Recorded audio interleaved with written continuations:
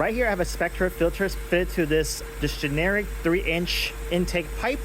Now this will pretty much fit any 3-inch intake pipe. You gotta make sure you measure your intake pipe to make sure it fits, but this is a universal generic pipe. As you can see, it's locked down with this clamp, and it's a pretty small filter, which is good because it fits in my application. Something I keep in mind is that sometimes this clamp doesn't fully secure this. It does wobble a little bit, and that's because I'm using a generic setup.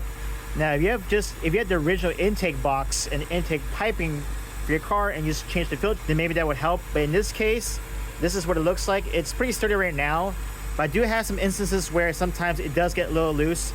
So make sure you clamp it really tight, and we'll do a sound test. I'll go and rev the engine and you can hear it. This is from a VTEC Honda engine, for example.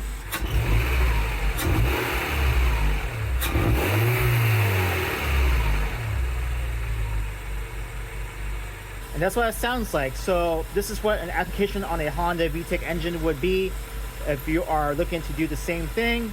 But just be aware, I'm using a generic intake piping that's 3 inches. For an add-on air filter, it does the job. I can't say about the performance upgrades, but it sounds pretty solid and it's not too loud.